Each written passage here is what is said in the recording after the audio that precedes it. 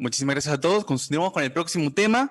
El tema es medidas de prevención ante lluvias y huaicos, a cargo del ingeniero especialista en metodologías de evaluación de riesgo de desastres, Nil Sandro Alata Olivares, de CENEPRED, Centro Nacional de Estimación, Prevención y Reducción del Riesgo de Desastres. Quisiéramos recordarles que cualquier duda o consulta pueden hacerlas llegar a través del chat en cualquier momento de la exposición para ser absueltas al final. Ingeniero Nil Sandro Alata, es un honor tenerlo con nosotros. Bienvenido. Adelante. Muchas gracias. De parte del Centro Nacional de Estimación, Prevención y Reducción de Riesgo de Desastres, CENEPRED, reciba un cordial saludo de nuestro jefe institucional y de todo el equipo técnico y profesional de esta entidad. Muy bien, es importantísimo en todo el tema de la gestión de riesgo de desastres recalcar algo importante.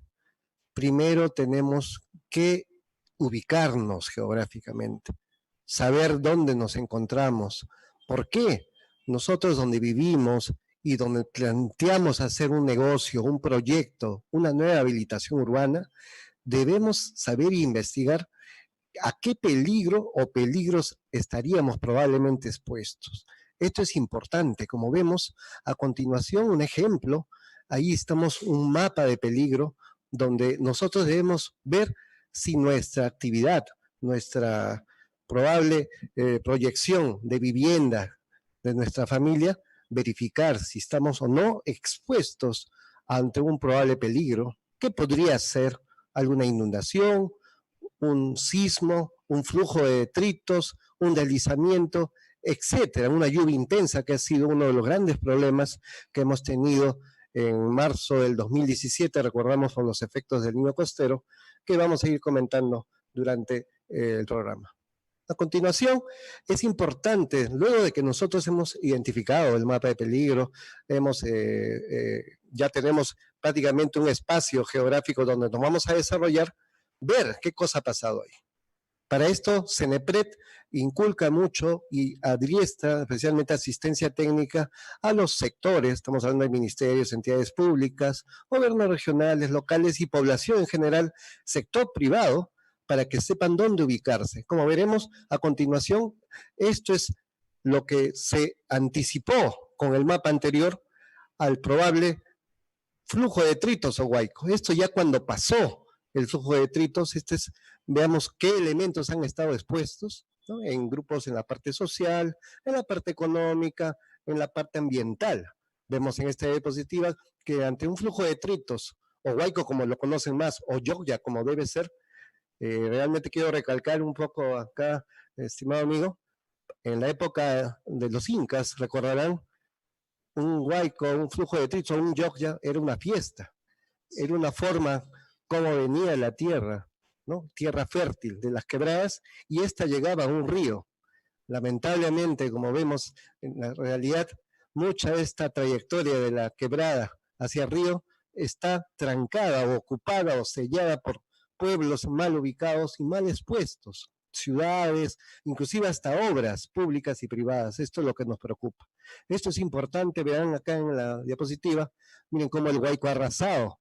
¿Quién iba a pensar que iba a arrasar chacras agrícolas, empresa privada, viviendas, unidades del Estado y la población expuesta, generando pérdidas, efectos probables muy notorios para el país y también, por qué no decir, atraso en el desarrollo sostenible?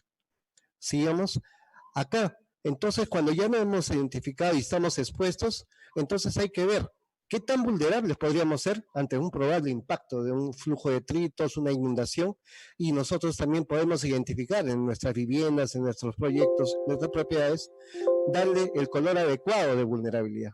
En este caso, el de vulnerabilidad en color rojo nos está explicando y nos está advirtiendo que tenemos alguna vivienda en mal estado de construcción, un material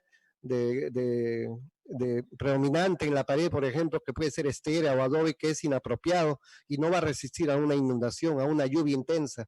Igualmente, ¿qué tal es la forma de pensar de las personas que viven ahí?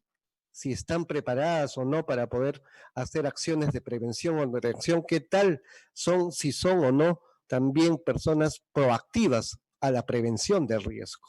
De acá quiero recalcar a todo el público, de parte del CENEPRED, pensemos en el antes del desastre, es decir, pensemos en el riesgo.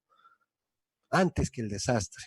Tenemos que conocer e identificar el riesgo antes de que el probable desastre ocurra. Eso es importantísimo. Con eso vamos a vivir un poco más seguros, más tranquilos, más advertidos y lograr que nuestras viviendas, nuestras familias, nuestros proyectos, nuestras inversiones, nuestro territorio esté protegido y vaya encaminados a un desarrollo sostenible. Igualmente, cuando ya hemos identificado el peligro y la vulnerabilidad, podemos ya conjugar estos dos componentes importantes a riesgo, ¿no? El riesgo en realidad es la función de un probable impacto de un peligro ante un elemento vulnerable. Con este mapa de riesgo, que deberíamos tener sí o sí todo poblador, todo gestor del desarrollo, todo alcalde, gobernador regional, ministro y entidades públicas, con esto es que tomamos decisiones antes de que pase el desastre. Si queremos hacer una habilitación, un nuevo proyecto en este territorio, ya con este mapa de riesgo, es decir, este mapa no es el mapa que el desastre ha ocurrido, sino que podría ocurrir, y debemos tomar acciones ya de prevención, ubicarnos bien, hacer una buena construcción, prácticamente alejarnos de la zona de riesgo y estar mejor prevenidos y seguros. Ahí está la fórmula para todo el público. Pueden investigar más en nuestra página web del CENEPRED, www.cenepred.gov.pe. Tenemos mayor profundidad de estos estudios, pero el riesgo en sí, internacionalmente, es conocido como la función, ¿no?, del probable impacto del peligro ante un elemento vulnerable. Eso es el riesgo. Esto nos permite, ¿qué hacer entonces? Poder establecer medidas de prevención y reducción de riesgo de desastre. Si no identificamos el peligro, que es más importante, si no estamos bien ubicados, no hemos averiguado qué cosa hay en esta zona del territorio donde habito, donde yo quiero habitar, no voy a poder tomar una medida adecuada de prevención y reducción de riesgo. Ustedes se imaginan, en unas quebradas secas, en todo el país hay un montón de quebradas de ríos secos, secas, y es increíble que la gente, al no conocer que anteriormente pasó por ahí un flujo de detritos o de repente un río seco, se habilita en una forma desordenada. Esto es preocupante todavía en nuestro país. Y vamos hacia eso, promovemos cultura de prevención. Y frente a esto queremos detallar, hemos traído unos videos para que la población entienda y nos sensibilicemos todo frente a este tema del riesgo de desastres. Adelante, por favor.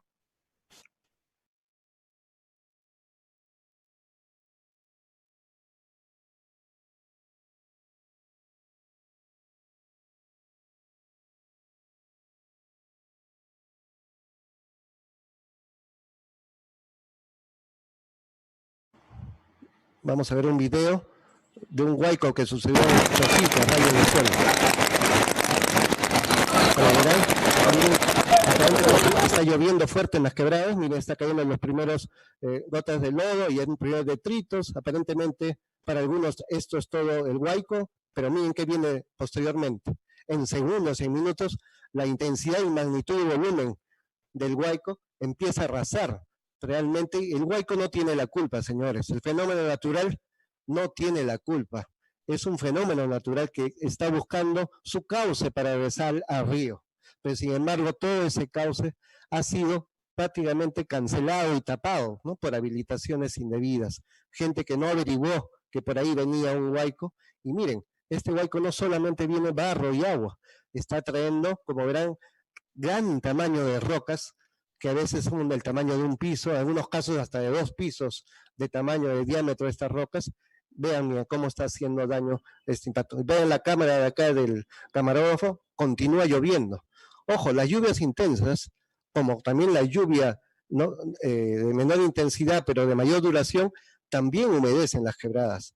Y esto puede conllevar los huaicos. Miren la cantidad de rocas y las casas prácticamente destruidas. En este huaico que pasó en la zona de Rayo del Sol hubo personas fallecidas, lamentablemente.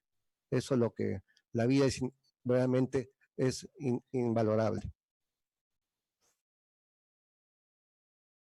Veremos el otro fenómeno que es provocado por las lluvias intensas. Acá estamos en Piura, el río Piura, verán una gran inundación, miren, increíble.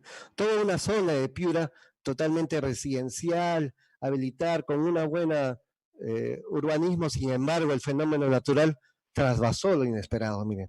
toda esta zona inundable, ustedes saben que producen la inundación, realmente el efecto en las construcciones, ¿no? Daña los cimientos, las paredes, puede haber muertes por electrocutados, realmente, y se disemina muchas epidemias. Lo que vemos acá, el tema de salud, le agradecemos a de parte de CP la invitación. El tema de salud acá es muy perjudicial. Acá, en esta zona que es agua estancada, proliferan vectores. Realmente el mosquito de esa Aegyptis, que es el que contagia, si es que está infectado del virus, puede contagiar el dengue, ¿no? El zika, el chikungunya. Hay problemas también de roedores, la leptospirosis. Y le cuento, en un país que pasó realmente un sismo, terriblemente, acá los servicios básicos colapsan, no hay agua potable, no hay desagüe.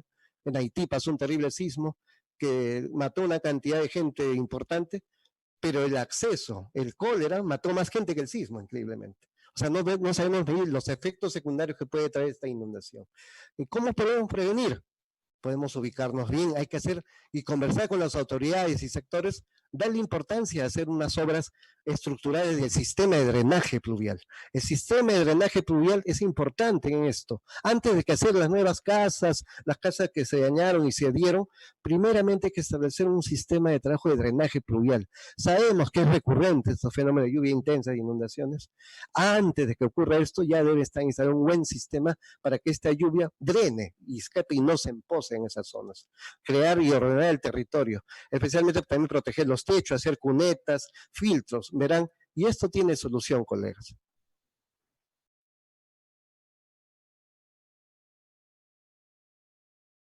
Felicitaciones, ingeniero especialista en metodologías de evaluación de riesgo de desastres, Nil Sandro Lata Olivares, de CENEPRED, Centro Nacional de Estimación, Prevención y Reducción del Riesgo de Desastres. Agradecemos a los participantes que nos envían sus preguntas para que puedan ser resueltas por el ingeniero.